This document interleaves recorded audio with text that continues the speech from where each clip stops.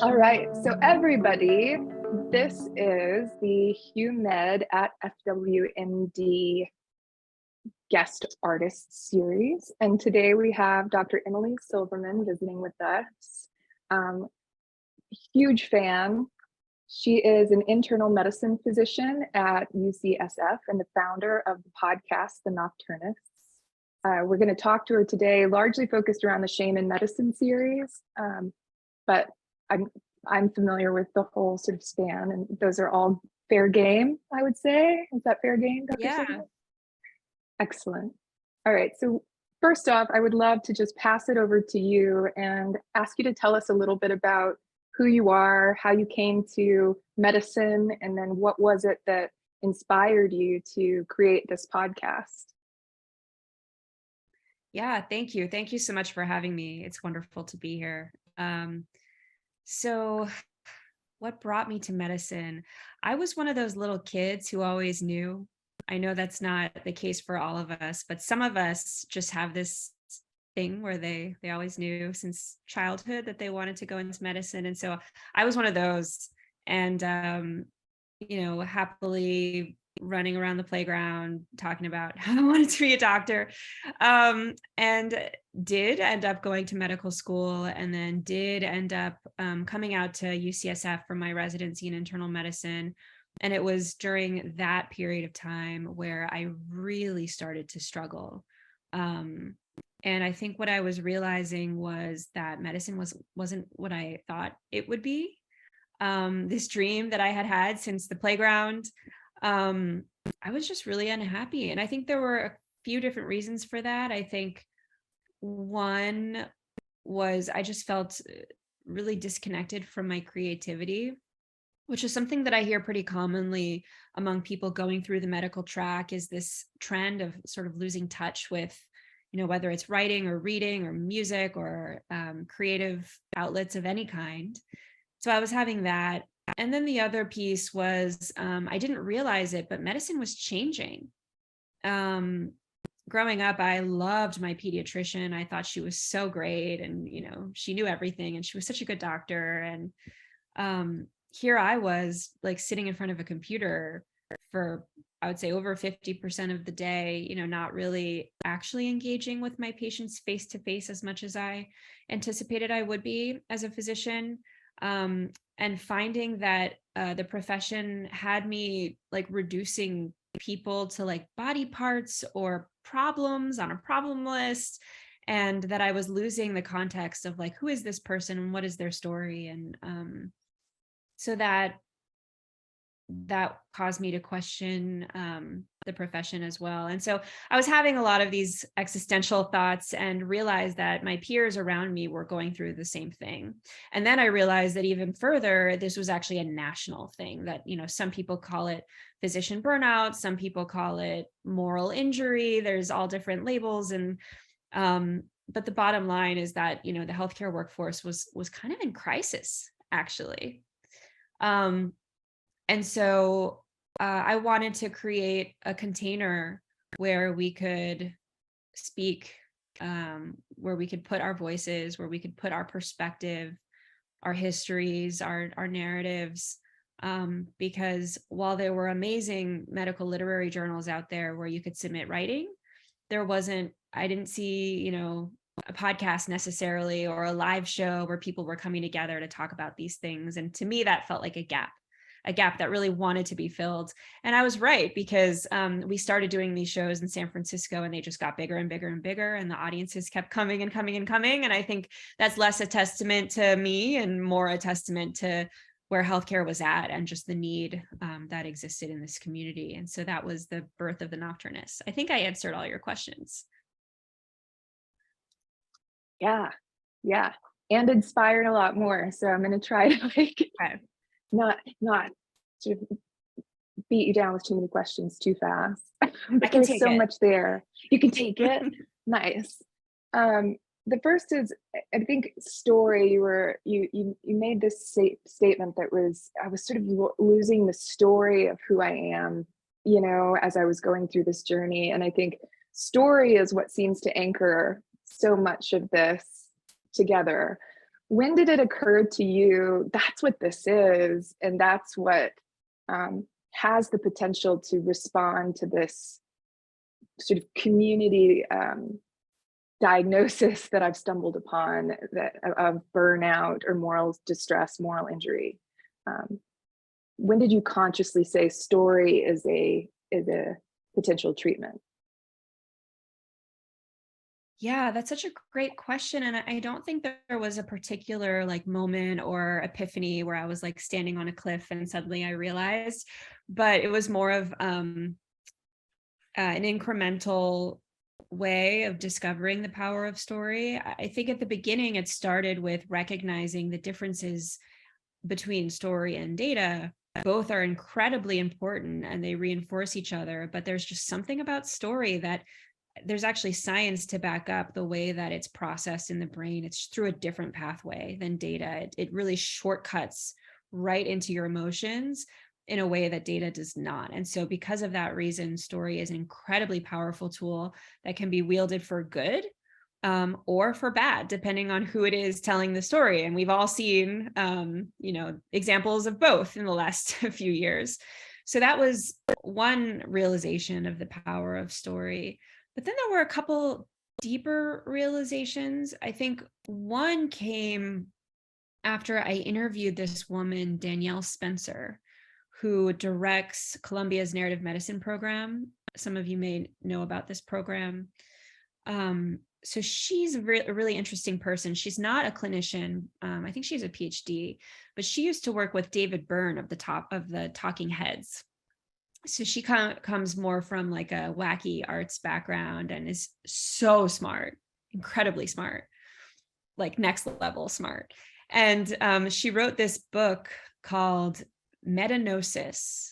So instead of diagnosis, it's metanosis. And I'll try not to go down a rabbit hole too much with this, but the idea was the book was exploring what happens when you're kind of going throughout your life and you get a diagnosis, but nothing really changes about the way you're in the world. What changes is actually your understanding of your story. So I'll give you an example. Like she moved through the world, totally fine in terms of her vision. And then one day happened to be taking a vision test and learned that she had a homonymous hemianopsia. I think I'm saying that right. That probably came from a stroke that she had as a baby, but it was just not so noticeable. And so this wasn't anything new. She had had it since she was a baby. Nothing had changed, but her understanding of herself changed. And she gives other examples that are actually not medical. Like, for example, I'm adopted. So I, wasn't until I was about 35 that I did 23andMe and I found out like, oh, I thought I was Jewish, but I'm actually not genetically Jewish at all. Like I'm Irish. And so, and we see this sometimes in sci-fi films where it's like, you thought you were a human all along, and then you realize you were a cyborg, or, in the case of disease, like you thought that you were just scattered, but now you realize that you have something called ADHD, for example, or autism or Asperger's. So these diseases, quote unquote diseases, how they change that slippery substance of story of how we understand ourselves. And so anyway, if any of this is interesting to you, I recommend you check out my conversation with her. It's on the podcast, but that was definitely a moment where I was like, oh, it's more than just how the brain processes story. Story is actually a substance that can be wounded and injured and that can heal in different ways and that can really change the way that we see ourselves. And so that was definitely a big moment for me in thinking about, okay, well, if it can be wounded, like it can also be wielded as a healing tool. So how do we use story as a healing tool? And then that became very interesting. And so, and do doctors even think about that?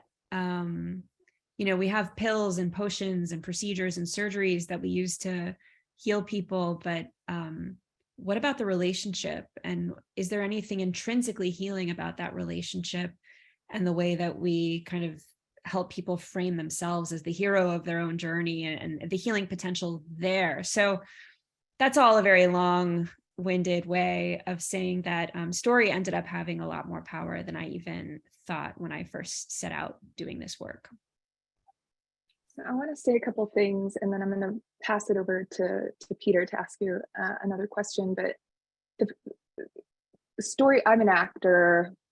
That's part of my role here at the School of Medicine, is to entertain through, I'm just kidding. No, it's that I am an actor. And so storytelling has just been a huge part of my life experience. And one of the things that you said that struck me so clearly, and that I think I've worked with the students on this, is being careful about placing your own value judgment on an illness narrative, like I'm delivering bad news. And I'm delivering serious news. I need it. It's a serious conversation, but your reception of this news might be surprising to me, because it might fit into a narrative that I don't yet understand. And it might be positive to you because you finally have an answer to that scattered sensation or that pain in your back, or it's more complicated than bad or good news. And so to be very thoughtful about one's application of these value judgments in illness narratives in general. So the relationship to illness, and it's not always a battle, it's not a war. Like sometimes it's there's different language that can be useful, especially when shared between physician and patient. So I love so much of what you're saying, because I think it really helps support and lift this idea that this therapeutic relationship is its own story, and also these things we're telling each other can help shape that narrative in a way that can be healing, particularly if we're deliberate in our delivery. Cool, love it. All right, Peter, you have a question? Yeah, and thank you again, Dr. Silverman, for bringing on. I just kind of want to ask you to just kind of introduce the series also, as this is like a talk on shame in medicine. I think a lot of students that have come here today are really excited to hear more about that. Do you mind just kind of giving a brief introduction on, like, one, what is that shame in medicine series? Kind of like, what was your motivation into it? What have you learned about shame? How do you define it? Maybe how's your definition changed throughout that process? And just kind of briefly introducing, like, kind of if you had goals with doing that podcast, or if you didn't, you just want to release it out there. And just for an introduction for the students who may have not had the chance to listen to it, and maybe a little nice plug for them to listen to it now.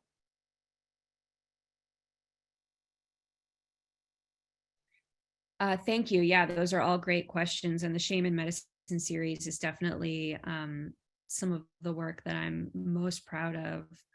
The way that it came about is a philosopher in the United Kingdom randomly emailed me and said that she'd been listening to the podcast and noticed that the theme of shame kept coming up in the stories, which I hadn't noticed. And then I realized she was right. And then we decided to make this series. We were like, let's just cut away everything else and just shine a light right there on shame in medicine.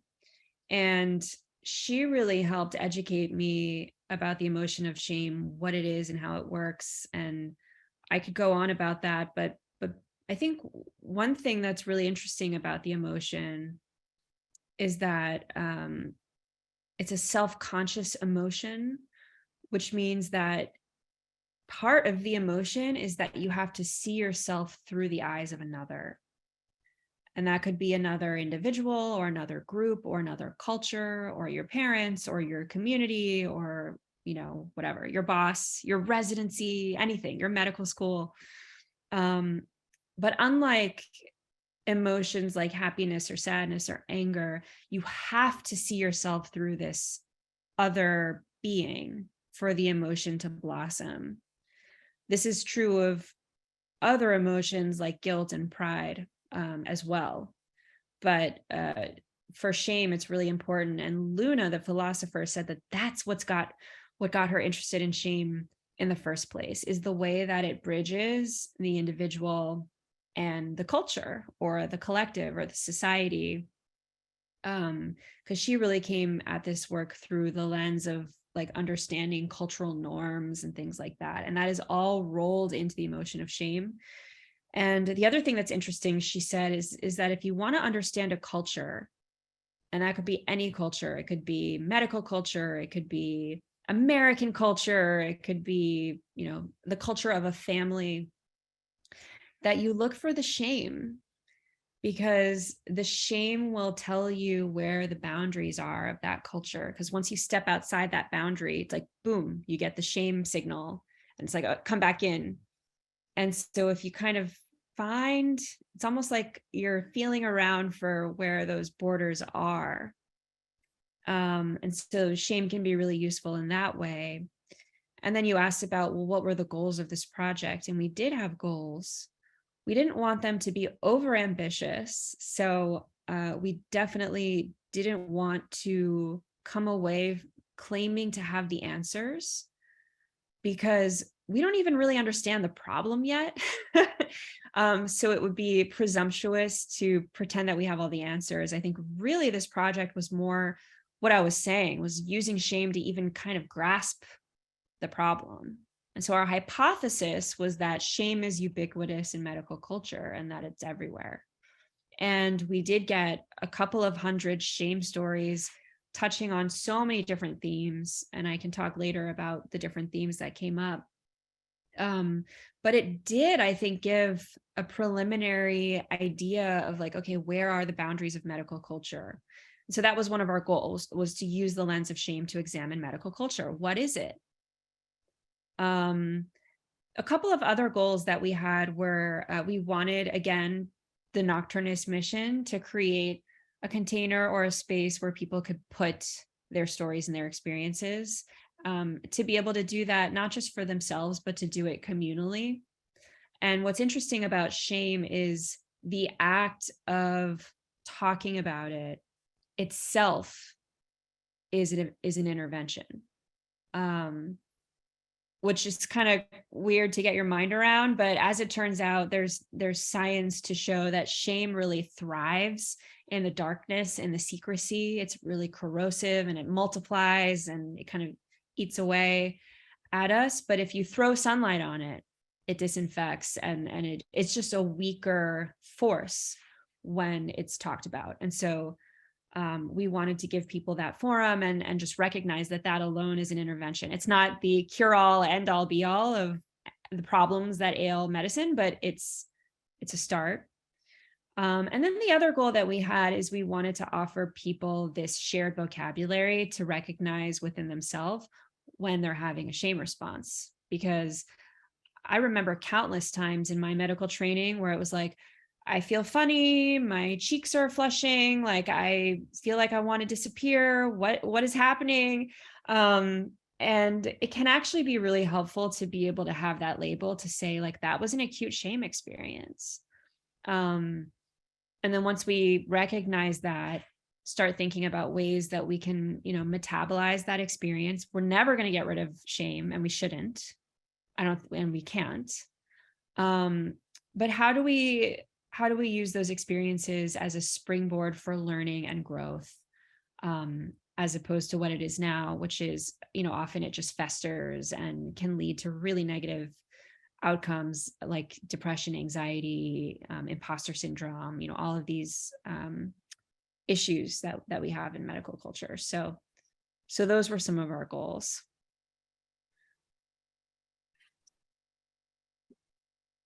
I love it. I love it. I love it so much. I want everybody to talk about their shame. That's the assignment. Is everyone share something, your experience of shame, right? So we're going to use your materials as a community. That's a goal that we have, Peter and I, moving forward, is to find an opportunity to do some of the community work that you've put out there for the world. So thank you for that. A question I have in response to what you were just discussing is, moral injury is now this up and sort of coming term. I was pursuing research in it in my PhD program, and it sort of the dual sort of its comparison to PTSD, which are anxiety fear response, versus the moral injury of guilt and shame. What are your thoughts on this terminology and its sort of manifestation as an alternate to burnout and compassion fatigue?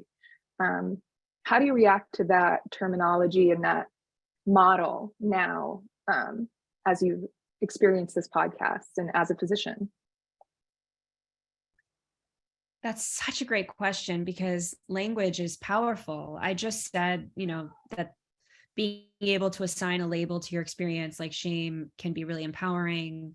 You mentioned illness, war narratives, and you've probably heard of or read Illness as Metaphor by Susan Sontag, which talks a lot about this, like the language that we use to describe things actually changes the way that we see those things, and the way that we treat them and address them.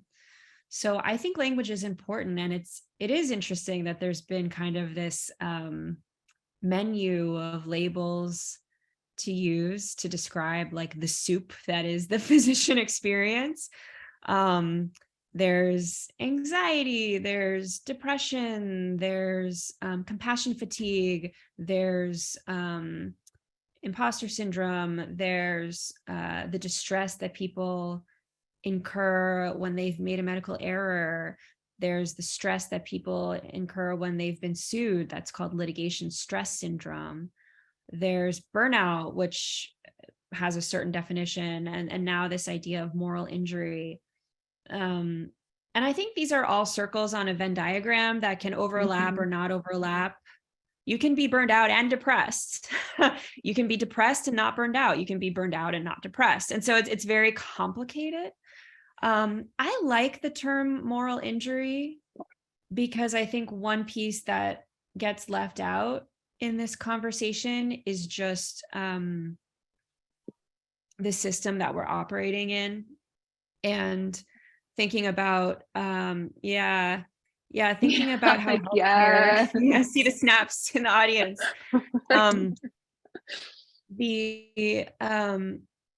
I've been so interested in this idea of physician burnout over the last few years that it's really forced me to examine sectors that traditionally aren't my area of expertise. So like, I was never a business person. I was never an economics person. I was never a policy person. I was a science person and I was an art person, but I didn't really study any of those things in college or med school. But I've been forced to, because if you follow all of these issues, mental health issues, whatever you want to call them, all the Venn diagrams, a lot of them do trace back to just trends in physician labor over time, and the way that the dysfunction of our system has deepened and intensified, and also the just gradual loss of autonomy and agency that physicians have over their work. 70% of physicians today are employed by big medical systems corporations. 20 years ago, almost that amount were self-employed private practice working in the community. They knew their patients knew them. Doctors these days are feeling much more like cogs in a corporate machine, and really losing that connection to the community. And so I think it's so important to talk about those trends, to talk about health insurance and, the moral injury of like having a patient in front of you who needs a treatment and you can't get it paid for, writing, papers for prior auth, like all of that is a systems issue and is at the root of a lot of this. So that's a tricky one. Sometimes people will look at the Shame in Medicine series and they'll say, why are you telling me that the problem is shame? Like, really, the problem is the system. And there's an extent to which I agree with that. It is a big problem in the system. However, I think that they're related, because, I don't want to ruffle too many feathers here, but there is an extent to which physicians have been, busy with patient care and thus have been passive and or ignorant and or complacent in the direction that healthcare has gone in. And some of that too is that they've been mired in shame from the higher ups. And so this idea of like, I woke up with a fever, I feel too sick to go to work, but I'm just going to go to work anyway because why, what, like, so why do people go to work when they're sick? And then then shame plays into that. And then, if you can't even call out for a sick day, how do you expect people to advocate for improvements to the EHR or to say no to unsafe patient loads? Like a lot of this too is like getting right with yourself so that you can make an impact on the system. And so I think it's both and, if that makes sense. It absolutely does. I think we forget that we're a product of a system. We are, social creatures who have learned our worldview and often don't have opportunity to question and maybe renegotiate those social contracts that we make. And so that's sort of the onus shifts, I think, in some ways with the question of moral injury. Whereas sometimes compassion fatigue or physician burnout can say like it's a deficit in the physician. And I think you're right that this question of moral injury sort of asks the question about, the systemic weight, but the question of morality keeps it in some ways internal. So I think it marries kind of the individual and the system in a really fascinating way that I haven't figured out exactly how I feel yet. I'm sure it'll change 100 times, in the next 5 minutes. But I think a lot of what you're saying, which is like, how do we grapple with relationship to system, self, and like the ever ending sort of cycle through those things. It makes a lot of sense, and thank you for that rich answer, because I'm so happy that we have it captured to share with people. Peter, I'll pass it over to you. Yeah, just to kind of like follow up on that, I think the answer, at least what I think in my head for that question you said, Chase, about how like the interaction between self, or employer or system is, like you mentioned, Dr. Silverman, the stories that we tell ourselves even. Right, it all kind of anchors back to stories, and that's kind of one thing I wanted to talk about. Was you mentioned how stories can be used to be wielded in a good way as well as a bad way, right? And I think one thing I've seen in the theme throughout the whole podcast series, but especially in the Shame and Medicine series, was how often there was this self-reflective story that the person was telling themselves, right? I recall one where it was like, she was a surgery resident and she was saying like, she was being yelled at in the middle of the hall, and she was like told like, why did you take the NG tube out? Was it bilious? Was it not? And she was like, maybe it wasn't green. Maybe it wasn't. And like those questions that she was self-doubting kind of include into that story. And one thing you had mentioned was that how stories are like bypass certain parts of the brain to just go ingrained into our memory. And so I wonder, is there an even more evidence if we are telling ourselves a story over and over again? For example, I'm not good enough, or maybe I didn't get that question right, I must not be smart enough, or I should need to study. And the amount of times that we have to tell ourselves that over and over again have now ingrained into our memory, such that now when we become attending physicians, I'm not surprised that we're not able to organize ourselves, because we may even push each other ourselves back, right? There you can see that even right now. And again, I'm trying to be very careful as a student as well, but there seems to be pushback on like places like Twitter, for example, against resident unions and residents unionizing for, just basic worker rights. And it seems like that it's interesting to see the pushback might be related to even the stories that physicians, older physicians are telling themselves as well, or even younger physicians too, of like, we don't deserve that, and so I think that's just all very interesting too. So, and I just want to let everyone know that 6:45 in 10 minutes, we want to open up to the floor as well for any students I want to ask Dr. Silverman a question. But those are just my thoughts of this just awesome, rich discussion. So, yeah. I have another burning question, and it's totally self-centered because I can't help myself. But you mentioned that you're also an art person, and it's very evident in this work that you bring a humanities and artist lens to it, and you also collaborate with a lot of artists, illustrators, dancers, filmmakers. Can you talk a little bit about what is your perception of the benefit of that marriage between art and medicine, and your own experience, and sort of how you think they complement each other and challenge each other? I would love to hear what you feel about those things. Yeah, definitely. I think over email, you were talking about the illustrations that we commission for our podcast. And we take that really seriously. And we also have a lot of fun with it. But for us, the illustration is an opportunity to extend the message or story or energy or vibe, you might say, of the work that we're doing into a visual representation. And so we have, for example, this beautiful orange sunset image where you have doctors and nurses and other healthcare workers perched on a cliff, all overlooking the hospital and watching the sun go down. And we collaborated with an artist, Lindsay Mound, to create that image. And what I loved about that image is just the feeling that it gave of like healthcare workers actually looking back at their place of work and reflecting on it. And that image, I think, conveyed that in a way that a paragraph couldn't, or even listening to the podcast to a story couldn't. So we work with different illustrators. The Shame in Medicine series is a great example. We worked with an Italian collage artist, Beppe Conti, for this image. And this image actually inspired the entire title of the Shame in Medicine series.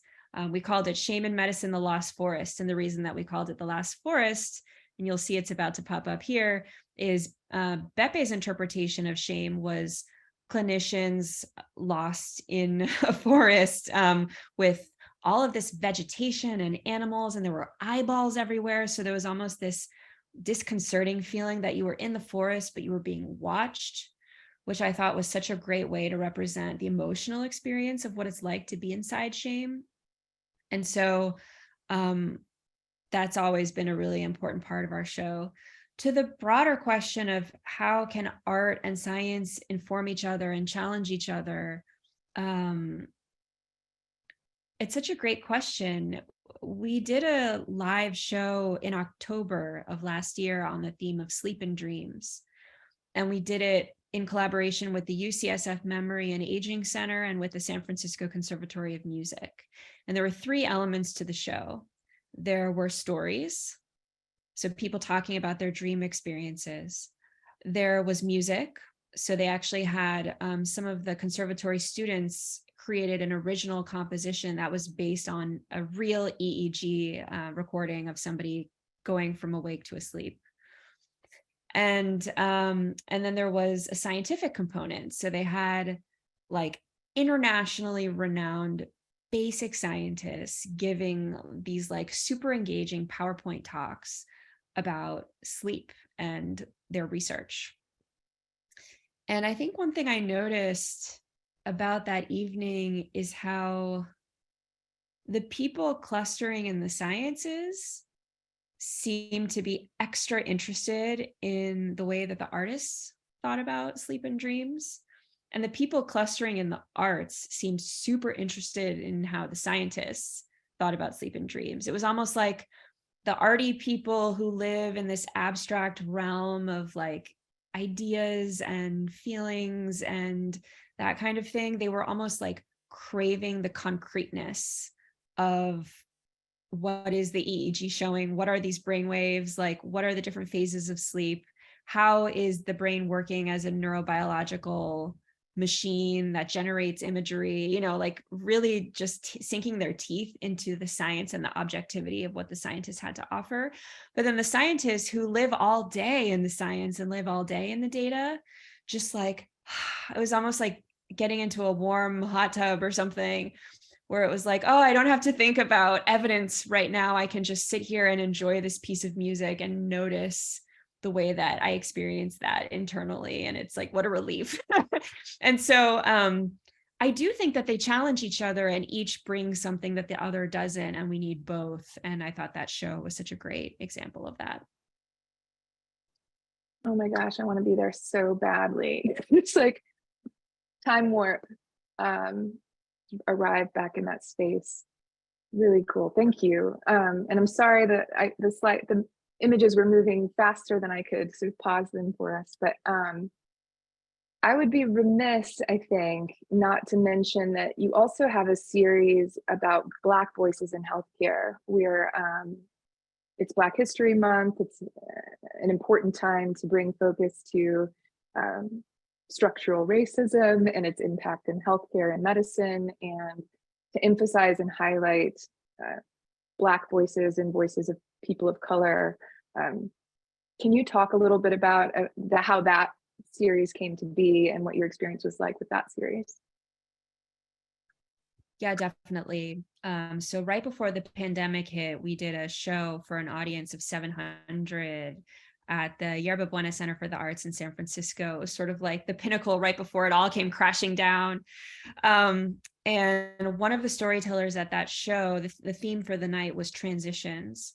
And she was my friend Ashley, amazing Black woman physician, who told a story about how for her whole life she would chemically straighten her hair because the messages that she got from the media was that beautiful hair was straight, like a white woman's hair. And so she had this curly, kinky hair, and she would go to the salon all the time and get it chemically straightened.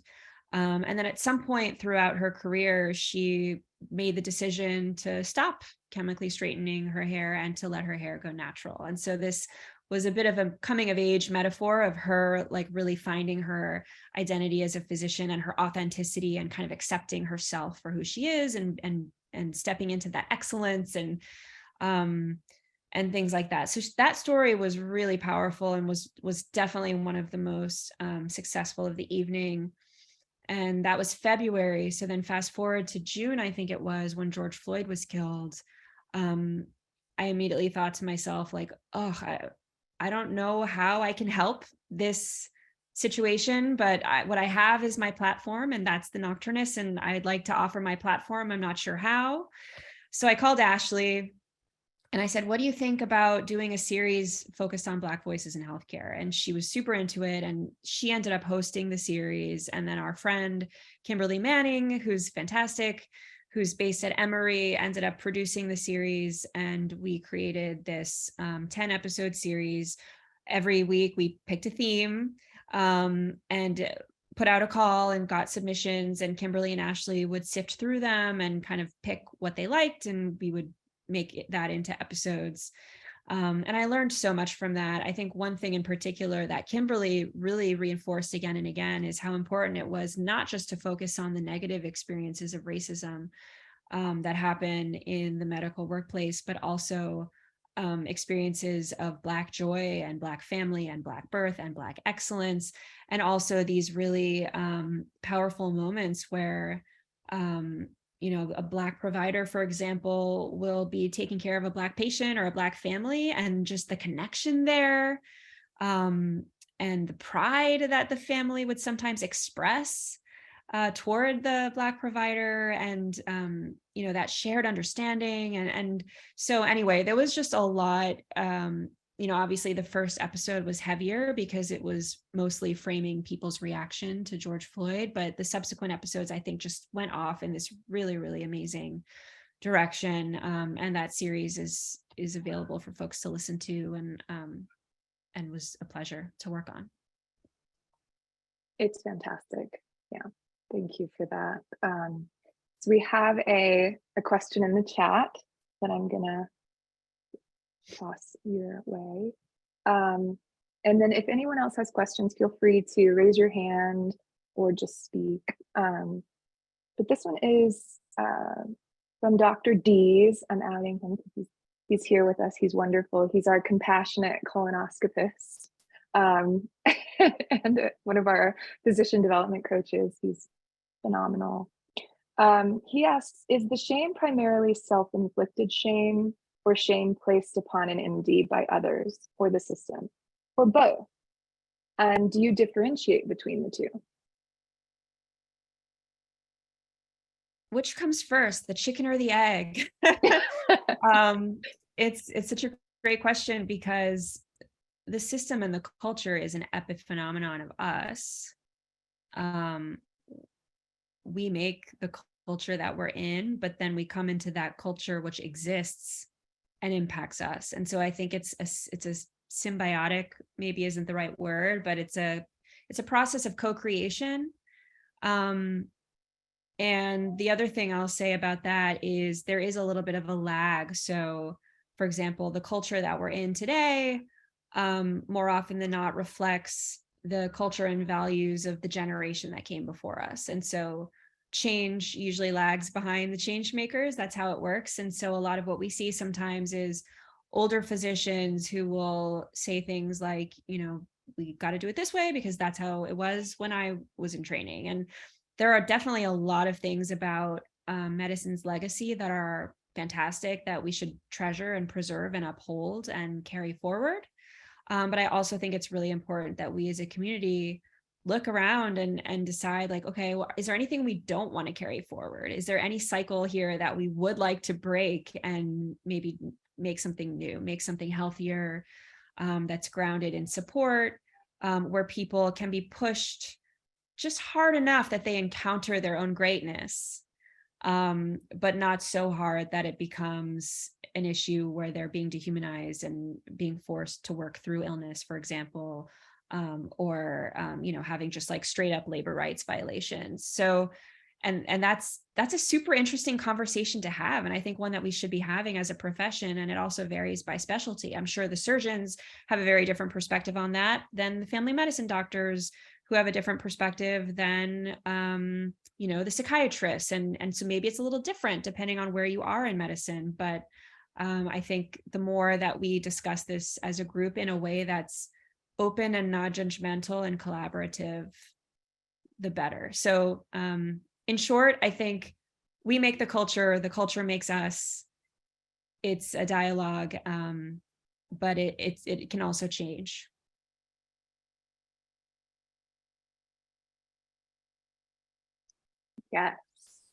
Yes.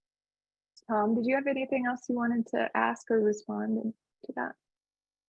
Yeah, just reflecting back on my days in training with surgeons, they definitely inflict more shame than the rest. My apologies to those on the call tonight. I'm just curious as whether we suffer more from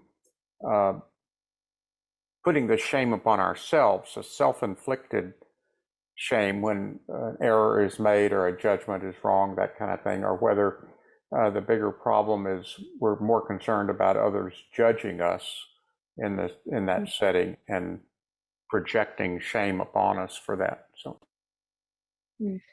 yeah, you raise a really interesting point. And Will and Luna, the two shame experts who we worked with on the series, introduced this idea of shame proneness, or chronic shame, which I had never heard of before. But the idea is that some people may have encountered enough acute shame over the course of their life that it really impacts them and causes them to move through the world with this almost like a defensive stance, where they're just they're expecting shame. And sometimes they're right. They should expect shame because of whatever reason, the culture that they're in and so forth. But sometimes they might have a shame response that, wasn't aligned with the intention. And so that's something to think about as well, is like, how do we do the internal work of just tapping into that inner strength and that inner agency? That's not to say that we're going to be able to talk ourselves out of shame, because it is so primal and it is about survival. But I do think that there is a level of self-compassion and self-talk that can help us cope and help us get through that. And just thinking, like, am I shame prone? And if so, what might that look like for me? What are my triggers? The profession of medicine, I think, tends to attract people who do have some of this shame proneness. Not to generalize too much, but people who show up to med school, you know, they tend to be really high achievers who entangle their identity and their self-worth with those achievements. And, you know, so if that's how you're kind of set up, then it's not surprising that a failure would just, you know, knock you down in a way where maybe it wouldn't for someone else who isn't, whose identity isn't so bound up in that achievement status. And so that's something to look at and to think about. I'll give one example, which is episode 7 of the Shame series. It focuses on shame and litigation. And the main story in that episode is a woman, she's an emergency medicine doctor who was working in the ER. She was pregnant with her 3rd child. She saw a patient in the ER, was worried about the patient, wasn't sure what was going on, called to consult, and then ended up discharging that patient with plans to see a specialist in the clinic just like 6 hours later. And that patient went home and had a stroke. And this ER doctor was not aware of this until about a year later, when she received a letter that she was being named as the sole defendant in this trial for $28 million. And this happens, and she walks into her boss's office and she says, "I quit." And she says, "I'm never practicing medicine again." And her boss says to her, "Just come back for 2 weeks. Just do 2 more weeks. And if you still want to quit after the 2 weeks, you can quit, but just give me those 2 weeks." So she came back for 2 weeks and she was like, "You know what? I do know how to do this. Like, I think I can still do this. Like, you know, maybe I'll quit later, but for now I can do this." And it ended up being a 12-year odyssey where she went to trial twice and had to deal with feelings of, you know, kind of like a scarlet letter, like everybody knows that I've been sued, and that whole piece of things. But one thing that struck me is I was telling this story to a colleague of mine recently, an older male physician colleague. And when I got to the part of the story where she says, "I quit," he was surprised. And he was like, "You know, isn't that what malpractice insurance is for?" He was like, isn't it just clear that physicians are going to make mistakes along the way?" And so he had a completely different narrative, where, like, yes, you know, it's upsetting and disturbing and you want to fix what you did and, you know, improve and so on and so forth. But for him to drop and quit and leave the profession entirely, for him, that was like an outsized reaction. And so I think that's an example of like what it might look like for us to have that internalized shame, and to be so hard on ourselves that we take ourselves out of the workforce, when really I think what's best for patients and for society is that physicians be supported along that process, so that, you know, at an obstacle like that, you don't just drop everything. So I do think there is a degree to which we inflict it on ourselves. And I think that might be one example of it. But it's because nobody talks about shame in litigation. So the more we talk about it, maybe the more people we can support who won't have that reaction in the future. Yeah, I love also what you said about our conditioning in a way to sort of default to shame or a sense of self, like it must be me, you know. So it's like what experiences in your life, whether they're sort of experiences that are unique to one as an individual, or if they're unique to one as part of a female community or as part of a community of color, what is the conditioning that you've received that primes you to immediately to feel suspect, you know, like, oh, it's a failing in me. And it's that even in itself is a challenge, which is if you lived your life being taught that like things are rarely your fault and the things that you receive are things that you deserve, you know, you're going to have a different reaction to this conversation of or this question of responsibility.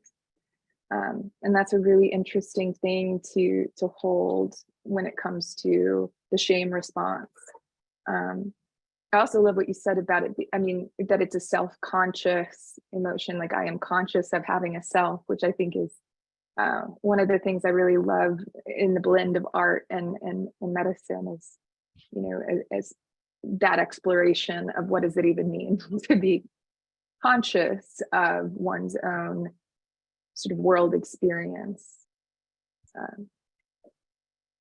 Yeah, and it does cut across demographics differently. And you mentioned women, for example, as a group. And I say this in the season finale of our shame series, when we put out the call for shame stories from health professionals, we were pretty floored to find that about 80% of the stories we received were from women.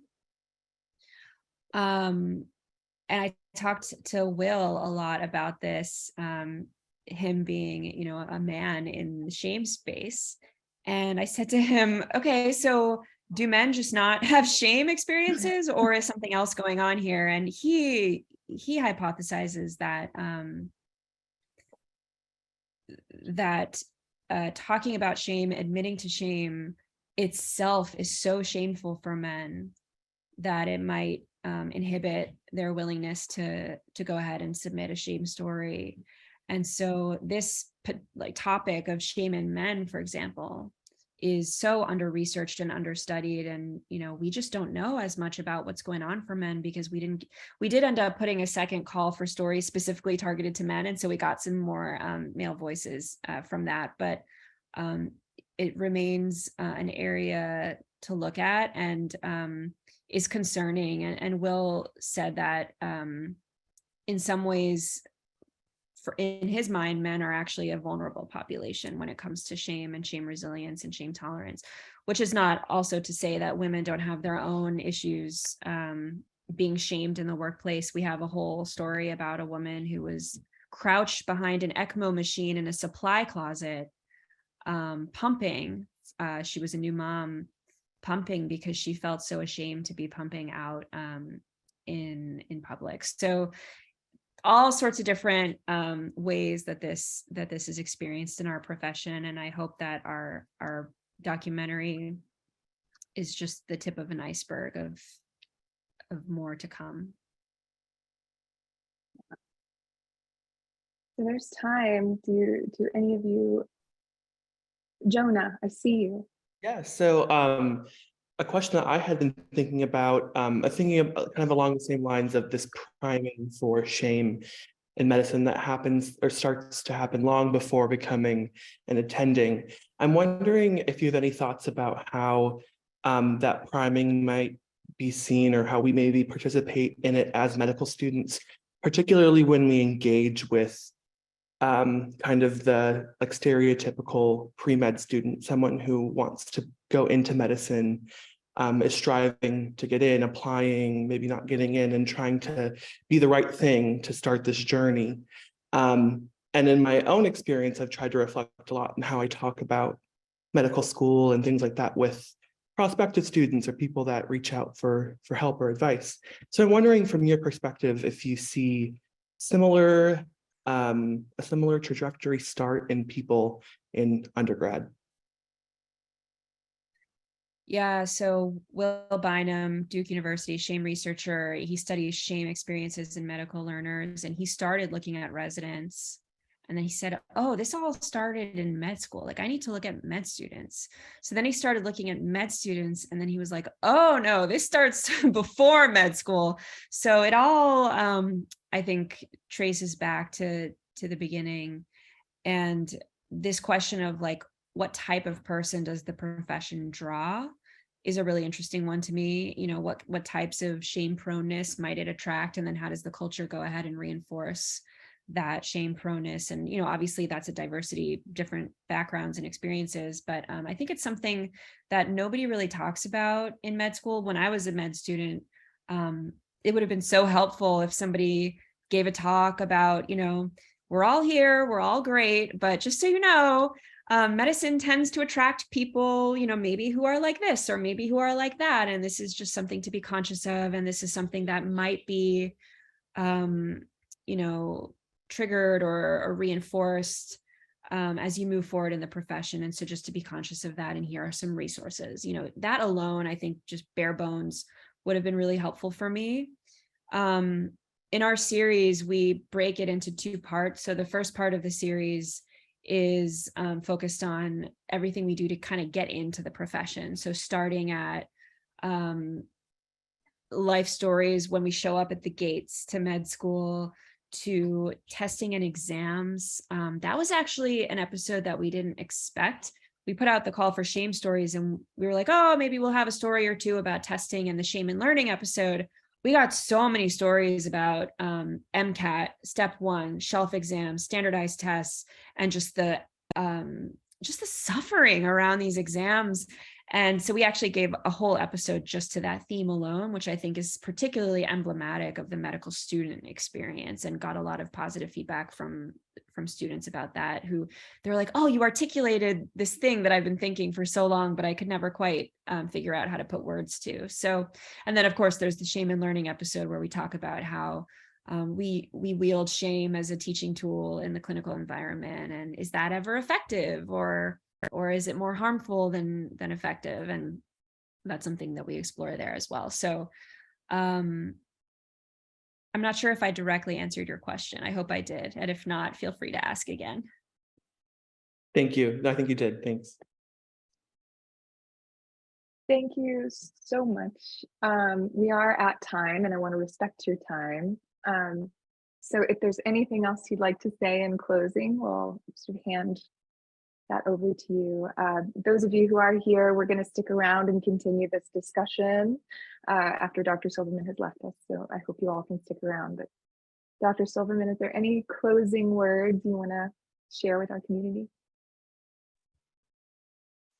Well, first, thank you so much for inviting me. It really is a pleasure to speak with you. I love speaking with med students and trainees and just health folks around the United States. So it's really great to be here. And Chase, these folks are lucky to have you. You just bring such a beautiful energy into the space. And I don't know that much about your background, but the acting and the PhD, and I don't know, there's just seems to be a lot here. And so I'm just excited that you are offering what it is that you're offering to this community. It's a gift. To the med students and everyone else, you're doing great. And I look at the younger generations and I feel so just comforted and reassured by the future of what the next generation has to offer. It's a really different time, really different composition of med students than it was even 5-10 years ago. People showing up with just different goals and different values and different lenses and different approaches. And, whether you decide to be a 100% full-time clinical doc, just embedded in the community, taking care of folks, or you have a research bent, or, something else, or all of the above, just know that I'm rooting for you. And don't forget to take care of yourself and take care of each other, because we're all in this together.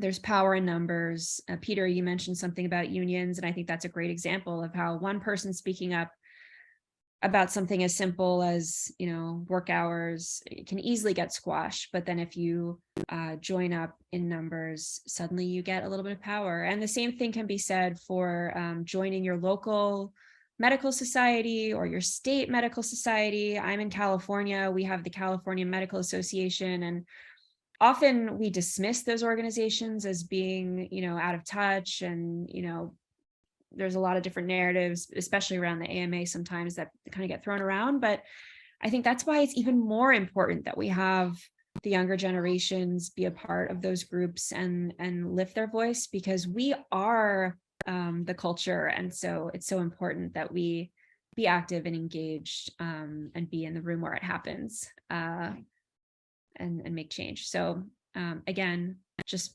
my biggest good luck to all of you as you move forward. And if you have any questions, thoughts, concerns, ideas, you know where to find me. I'll share my email with Chase. And thanks again.